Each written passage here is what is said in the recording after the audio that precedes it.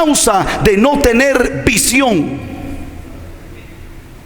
Porque, ¿qué dice la Escritura? Proverbio: donde no hay visión, el pueblo se extravía, el pueblo perdió la ruta.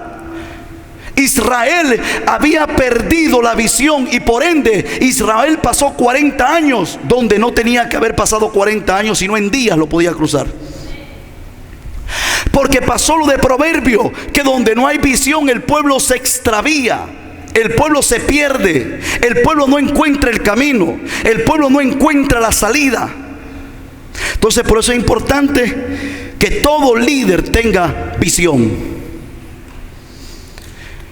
En los presidentes de las naciones como países pequeños, tercermundistas, El Salvador, Honduras, Guatemala, estamos hablando donde usted ha visto líderes que tienen el don de ser presidentes, de ser jueces, gobernantes. Pero yo he estado leyendo muchos libros acerca de liderazgo y me sorprende a mí que hable este hombre diciendo que el más dolor de cabeza de Dios es que hemos tenido muchos líderes con grandes talentos en el mundo, que cuando los han puesto como presidentes porque han dado la talla, es porque ha sido gente que la gente ha dicho: este va a dar la talla. Pero el problema ha sido que la gente va con otra visión. Por ejemplo, en mi país han llegado como 5 periodos de presidente que cuando terminan la presidencia, la noticia número 1 de El Salvador es que se robó $250 millones o $350 millones, que dejó los fondos del Estado en quiebra, que dejó el Estado en quiebra, que dejó el país en quiebra, que no hay cómo invertir, las maras crecieron, la delincuencia creció, la gente no quiere invertir en el país porque la delincuencia creció. Ahora dígame esto usted, diga conmigo: visión. El pueblo se extravía donde no hay visión. Porque los líderes van con visión ¿de qué? De arrastrar el dinero a su bolsillo, abrir una cuenta en Suiza y enterrar todo su dinero en Suiza, poner su dinero en manos de otros que solo ministre. Pero como no hay una visión en el pueblo se extravía. ¿Por qué? Porque los que entran a la política, el presidente que llega con la visión de robar, de hacerse rico, de hacerse poderoso, de ser aplaudido, pero no lleva una visión de llevar el corazón del pueblo al corazón de Dios. No lleva una visión de trabajar con la juventud y hacer programas para que la juventud crezca, para que la juventud no se meta a la droga, al alcohol, no tenga que robar, para que vengan países de primer mundo a invertir a los países tercermundistas, para que den empleo, para que pueda ejercerse todo eso. Ese es el problema que ha causado que los países nuestros cada año o cada 5 años que termina un periodo, cae el país en quiebra. ¿Sabe usted, para los mexicanos que están aquí, que México tendría que ser un país potencia? México tiene la capacidad de ser un país potencia, pero ¿sabe por qué no lo es? Porque los políticos se lo roban todo y hay gobernantes que no tienen visión. ¿Sabe usted que en México hay una ley que a un presidente no lo pueden llevar a juicio? ¿Sabía usted? A un gobernante no lo pueden llevar a juicio. Por eso miren, para adentro. Ahora, ¿cuál es la visión de ellos? La visión de ellos es robar. Esa es la visión clara. Enriquecerse, sus familiares. En mi país, el presidente que salió hace este periodo, tenía toda su familia, primo, tío, todo en el gobierno. Algunos ni leer pueden. Digo conmigo: ¿cuál es tu visión? Pregúntale a su vecino: ¿cuál es tu visión? Ahora, ¿por qué yo le platico de la política y le hablo de esto? Porque en la iglesia de Cristo, la iglesia se extravía cuando no hay visión. Cuando no hay una visión clara, la iglesia tiende a extraviarse, el pueblo se extravía. ¿Por qué? Porque el liderazgo de la iglesia tiene que tener visión. ¿A dónde quiere llegar? ¿Dónde nos miramos en un año? ¿Dónde nos miramos en 2 años? Una iglesia como el mundo, nos miramos como una discoteca, nos miramos como cualquiera. ¿Cómo nos miramos nosotros? ¿Qué visualiza usted de la iglesia de Cristo en unos años? Una iglesia espiritual, una iglesia que sepa discernir los tiempos que vivimos. Usted visualiza una iglesia que se va en el rapto. Usted visualiza una iglesia de oración, de ayuno, de sometimiento a Dios. ¿Usted cómo visualiza su iglesia? ¿Cómo visualiza a sus jóvenes de su iglesia? ¿Jóvenes metidos en la presencia de Dios o jóvenes entretenidos? Entonces, los líderes tenemos que tener una visión de dónde queremos llegar. ¿De dónde queremos llegar? Nuestra visión, ¿cuál era nuestra visión? Es crear una iglesia saludable. ¿Cómo? Familiar. ¿Qué más? Familiar, social y financieramente. ¿Y qué pasó con los jóvenes? Una juventud al diseño y los niños al diseño ¿de quién? De Dios. Pero para eso se necesita gente con visión. Gente que sea eficaz en la visión. Amén. B. Un líder tiene que tener un objetivo claro hacia dónde quiere llevar a su generación. Usted y yo somos los responsables de darles a la antesala a nuestra juventud. Un líder tiene que tener bien en claro a dónde quiere llevar a su generación. Lo que ellos sean mañana son porque nosotros los llevamos ahí. Hello. Lo que ellos sean en la iglesia de Cristo, lo que hagan, es donde nosotros quisimos llevarlos. Es donde nosotros les enseñamos, instruimos a que ellos llegasen. Por eso yo les he platicado, y platicaba con un pastor hace poco, que me contaba de que la iglesia, ¿cuántos conocieron donde pastoreaba el pastor Dante Kebel? La gran iglesia de cristal, la catedral de cristal. La iglesia cristiana americana que estaba ahí quebró, y era una iglesia inmensa, un ministerio que en su tiempo fue inmenso, pero fue un ministerio que ya llegaban los viejitos con bastón, pero no trabajaron con su juventud. No trabajaban con los jóvenes de la iglesia. Los jóvenes de la iglesia eran los malvados, eran los que hacían todo. Hagan lo que quieran, ya ve aquí, hagan lo que quieran. Entonces no trabajaron con los jóvenes, y lo que causó fue que la iglesia tuvo que cerrarse. ¿Por qué? Porque ya no había quien pastoreara, ni había quien estuviese ahí en la iglesia.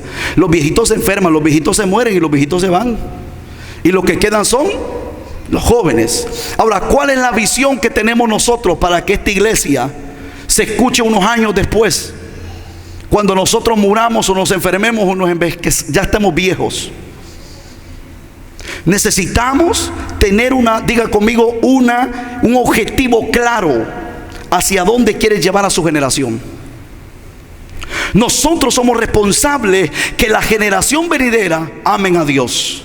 Nosotros somos responsables como Abraham, que bendijo a sus hijos, como Isaac, que bendijo a su hijo, como Jacob, que bendijo a su hijo, como David, que bendijo a su hijo. Somos los responsables. Diga conmigo, tener un objetivo claro hacia dónde queremos llevar nuestra generación. Isaías capítulo 30 versículo 8 dice estas palabras.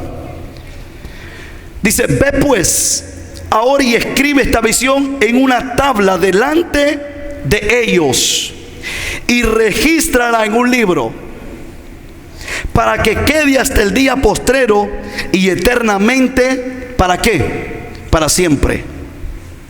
Dios nos ha dado una visión clara de dónde nos quiere llevar, y es esto. Esta palabra es la visión de Dios para nosotros y nuestra generación. Y mientras nosotros pasemos esta visión a nuestros hijos y los hijos de nuestros hijos, jamás esta visión se extraviará.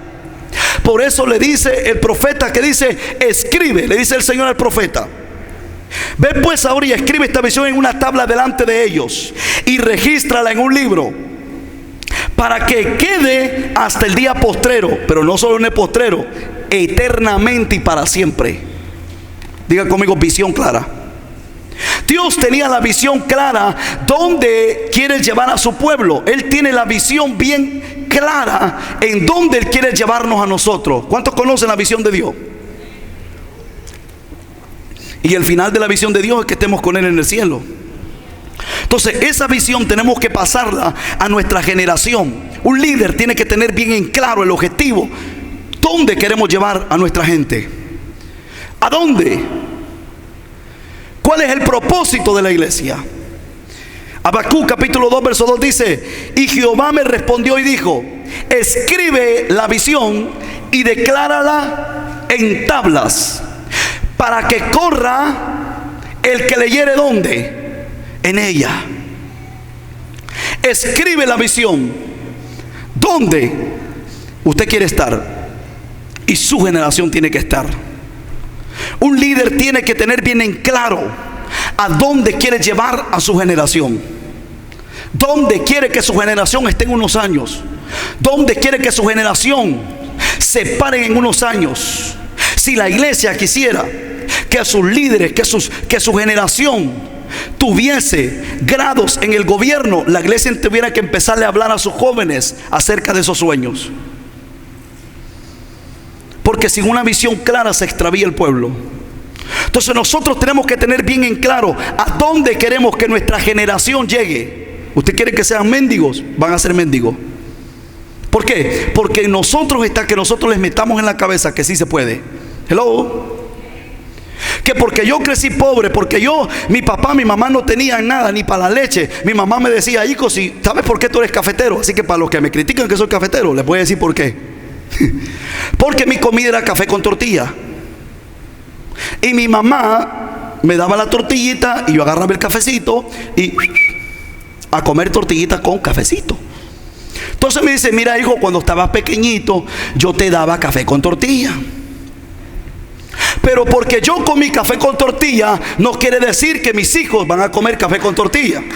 No quiere decir que mi visión es que mi hijo va a comer lo mismo que yo, sino que mi visión es que mis hijos lleguen a lugares donde yo ni siquiera puedo entrar.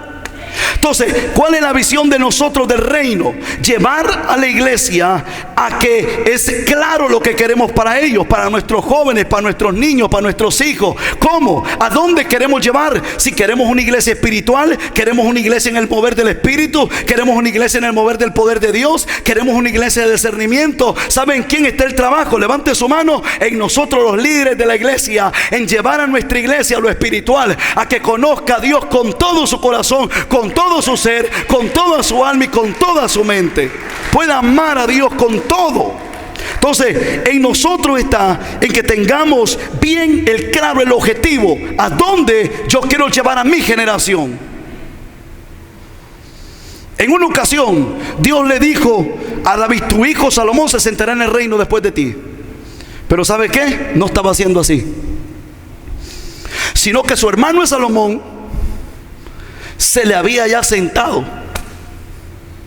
Llegó la mamá de Salomón y le dijo a David: que no tu siervo dijo que mi hijo se va a sentar en el trono. Diga conmigo: visión clara. Niéguese a que su hijo se quede donde Dios no dijo. Hello.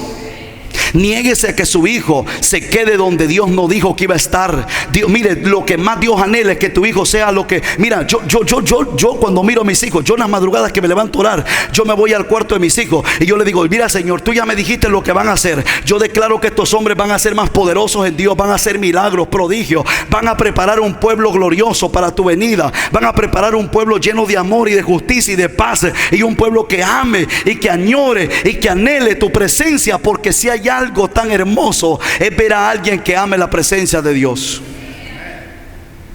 Entonces es importante que usted escriba la visión. ¿Por qué le dijo escribe la visión? Para que todos sepan cuál es el objetivo. Pero ese es el trabajo de los líderes. Todos conocemos la visión de la iglesia, ¿no es así? Porque a todos se les entregó. Ahora, ¿cuál es el trabajo de nosotros? Regarlo en todo el pueblo. ¿Cuál es la visión? ¿Para dónde vamos? ¿Qué queremos? Dejar bien claro el objetivo, pero también trabajar en ello. ¿Qué es lo que vamos a trabajar en ellos? Enseñarles conforme a que nuestros jóvenes sean conformes al corazón de Dios. Ese es el plan, el objetivo. ¿Qué más tenemos? C. Un líder no ordena, sino que enseña cómo hacerlo. Es un modelo hacia su generación. ¿Sabía usted que usted es un modelo a su generación?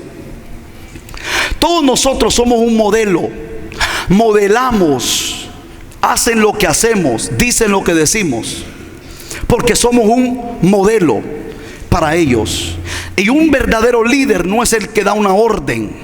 Un verdadero líder no es el que ordena, sino el que enseña cómo hacerlo. Sino que ese líder ya lo hizo, por eso lo está diciendo. Entonces es importante poder tener en claro de que un líder no ordena, sino que es un modelo. Es un modelo para que muchos quieran ser como usted, para que muchos hagan lo que usted hace. Tiene que modelarles. Tiene que usted ser un modelo. ¿Por qué en las generaciones de mi país pasaron 5 presidentes robando 350, 375, 250 millones de dólares? ¿Por qué? Porque primero el presidente Cristiani fue un modelo para el otro presidente que venía. El otro presidente dijo: si él robó, yo puedo.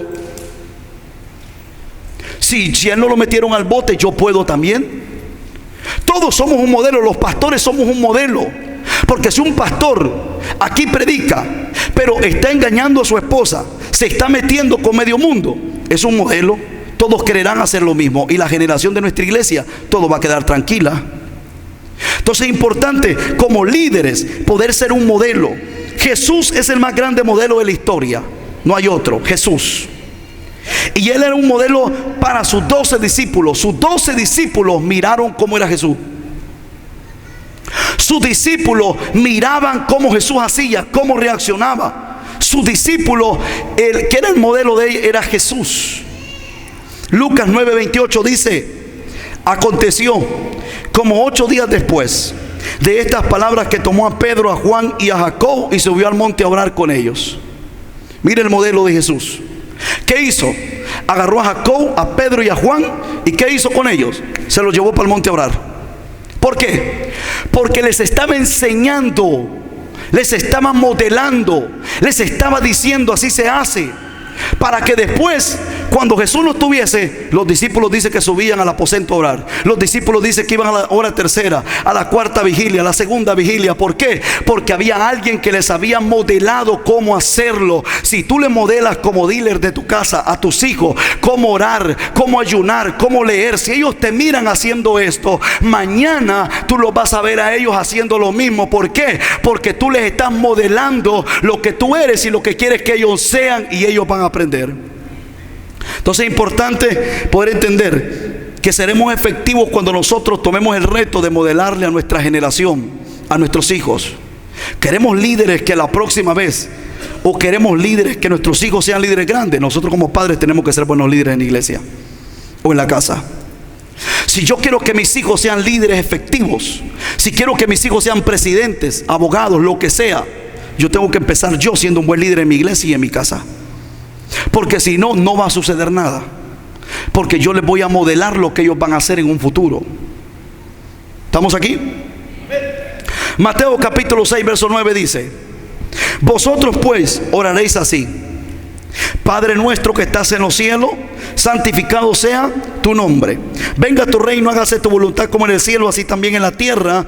El pan nuestro cada día dánoslo hoy. Y perdona nuestras deudas como también nosotros perdonamos a nuestros deudores. Y no nos metas en tentación, mas líbranos del mal. Porque tuyo es el reino y el poder y la gloria por todos los siglos. Amén. Porque si perdonáis a los hombres sus ofensas, os perdonáis también a vosotros vuestras, ¿qué? Vuestro Padre Celestial. Mas si no perdonáis a los hombres sus ofensas, tampoco vuestro Padre os perdonará vuestras ofensas. ¿Qué le dijo Jesús a sus discípulos? Ustedes van a orar de esta manera. ¿Qué les estaba enseñando? A orar. Porque un líder enseña, instruye. Usted como líder tiene que instruir, enseñar lo que está establecido ya acá. ¿A dónde queremos llevar a nuestra generación? Yo no le puedo decir a mi hijo que ore si yo no me viera orando. Yo no le puedo decir a mi hijo: no le pegues a tu esposa, si él me viera pegándole a mi esposa. Yo no le puedo decir nada de eso a mi hijo, porque entonces yo le estoy diciendo, pero no le estoy modelando. Entonces un líder tiene que aprender a modelar a su generación. Amén. Un líder tiene que tener pasión en lo que hace. Si un líder no tiene pasión, no lo hace bien. ¿Qué es pasión?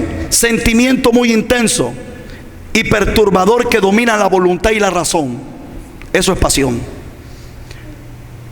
¿Qué dijimos que era pasión? Un sentimiento muy intenso y perturbador que domina, ¿qué? la voluntad y la razón. ¿Usted se imagina a Jesús cuando iba con la cruz preguntándose, ¿y por qué voy a morir por estos pecadores? Pues usted se imagina a Jesús cuando